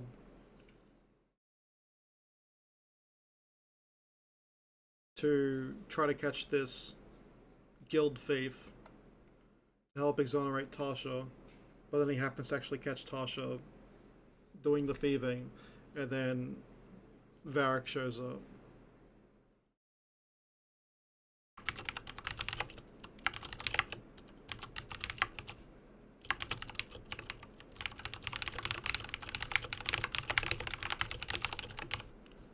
Okay. So you would have that.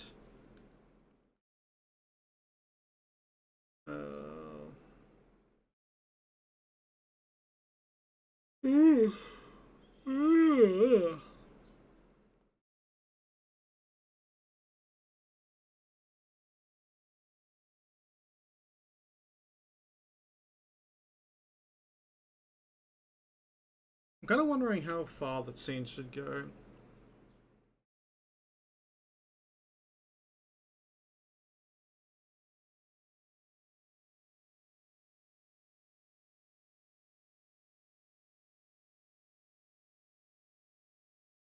What to think about that? I don't think there'd be like a straight up lewd scene straight away for Varric and Tasha there, but maybe something should happen.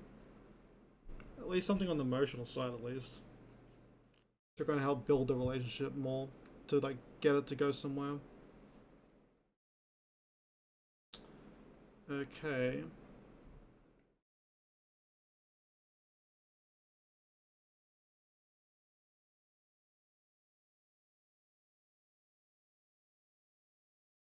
So what would the next day look like?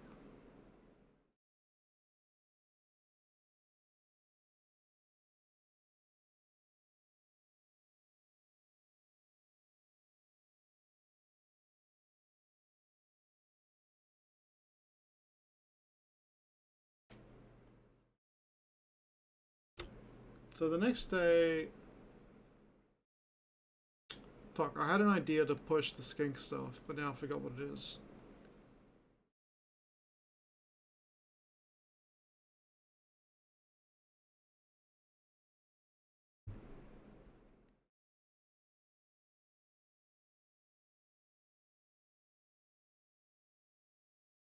What was I thinking of? I had something that was an idea to push the skink stuff from, but now I'm not.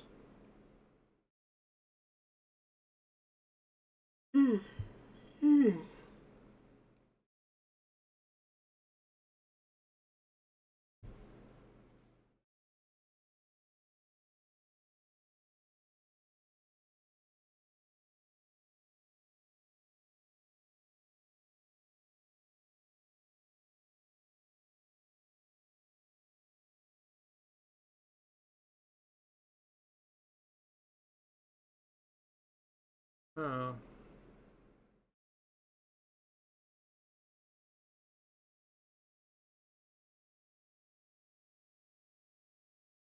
what is pushing the? Okay, well, there was something I had in mind that pushes the player towards the tavern to see Skink.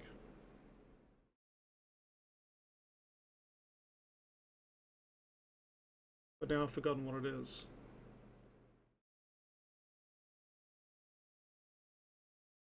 At the very least, I'm wondering there probably should be a.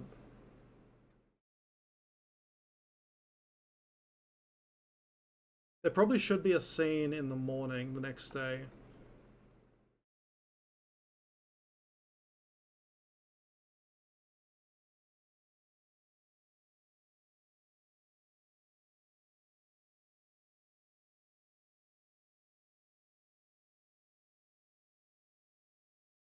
I'm also trying to. I have to think about how far to push that Varric Tasha scene. Because I kind of like think it would make sense if something goes really well there, that it would make sense. There's basically the following morning scene could be like Tasha seems like high spirits or like better spirits, and the protagonist could like try to figure out what's going on. Obviously, depending on the NTR NTS route.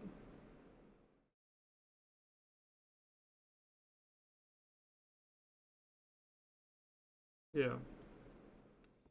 So the other stuff is player hands in that quest. Player hands in the quest. So they're basically, at that point, they're kind of like done their quota. There's the embryo follow-up stuff, and then getting ingredients.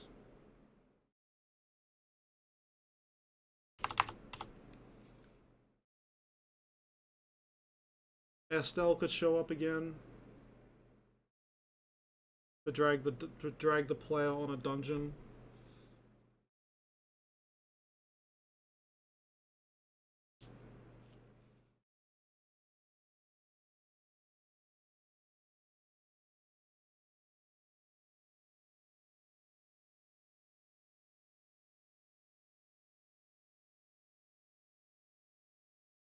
Okay, actually, I just had an idea.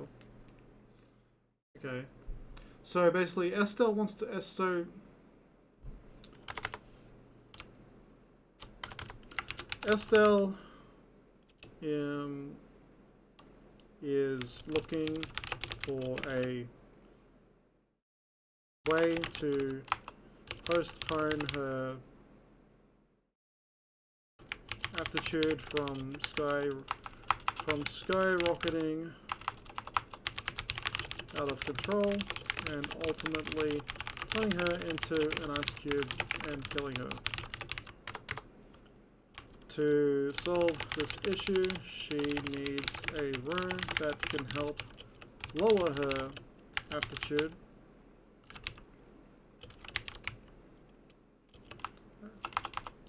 Which she may have found.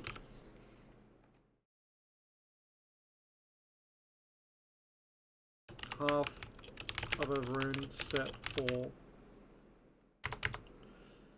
She needs the protagonist's help to enter the lair of the beast guarding it,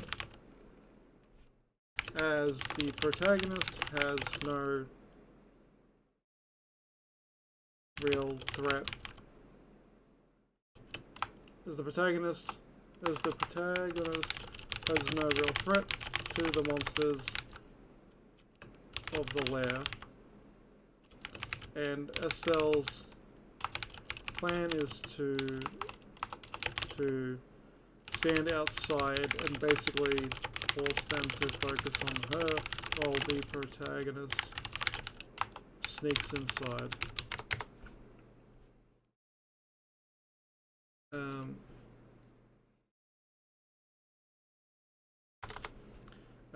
She comes to the house to get the protagonist his help. He asks for ice ingredient he needs for quest, but she doesn't carry such low level materials. However, she promises to get it for him if he helps her. So then the idea is she'll then go to Crowley to then basically ask him to get the item for her. Estelle asks Crowley for the item.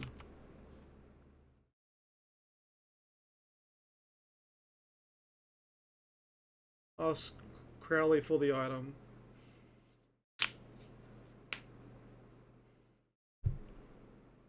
So I'm trying to set up the route here between Estelle and Crowley. It's kind of like what I'm doing here.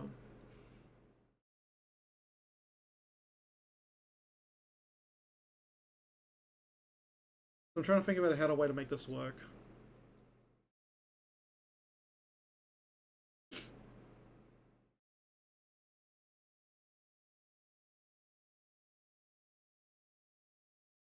Because one thing I was trying to do is basically you have the set of items. It's like a yin yang item, and the idea is a pair, like two people, would equip one of each of this half, like these two items. So one takes the yang one takes the yin one, and it kind of like equals the potential between them. And so, because Estelle's whole problem is she has too much potential for her body to handle, and that if she can't solve the issue, then she'll effectively turn into an ice cube and die. So the idea is if she could take one half of this pair of items and then give the other half to someone that's really low leveled, or well, yeah, just low leveled, low potential, then they would be siphoning her potential basically, and that way she's limiting herself from going mass critical, but there's also benefiting the other person. So the idea was basically going to be that she would pair this item. She would share this item pair with Crowley. It was kind of like what I was thinking.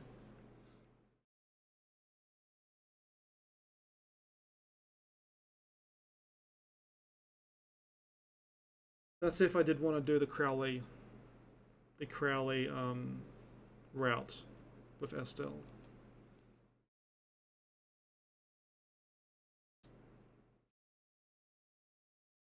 Because I guess the other idea would be,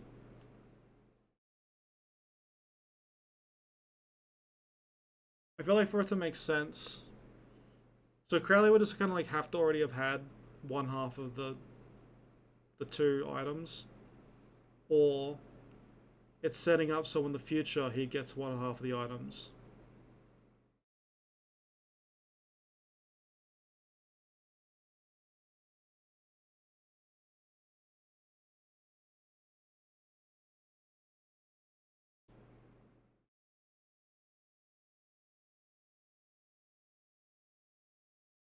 So I guess the idea would be that the player and Estelle working together find the first half of this pair of items, and then which would be from the first dungeon they do together.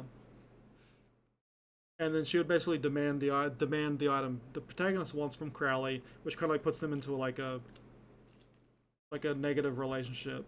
And the Crowley, being the petty guy that he is, starts thinking of ways to get back at Estelle, but doesn't really see a way. And so there had to be like some more scenes and stuff between them, where he kind of like realizes her condition. And then there'd be a point where there'd be another dungeon where there would be the other half of the pair of items, and somehow Crowley would get involved in the dungeon and find that item. And then he would basically be the pair with Estelle. And she would kind of like be have to rely on him a bit. It's kind of like what the setup would be there.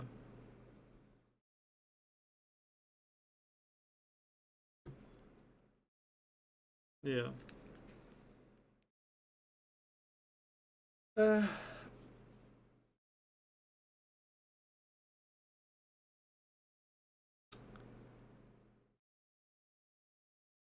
yeah. Sorry, I gotta think of more of this stuff. I also got some other stuff I need to do for the current update, not just this planning stuff, but I have to do that off stream. So I might be ending the stream here in a moment, so I can focus on this other stuff that I can't really show on stream. And then maybe, depending how I feel, I might do another stream later tonight. But wouldn't 100% count on it. Let's see how I go.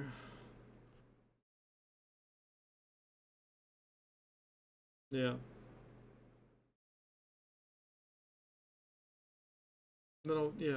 Yeah, I might just do that. I might just end the stream here, and then I'll work on the stuff I can't do on stream for the current update, because got about 2 weeks till the month end, so I'd really like to get the stuff finished and ready for release.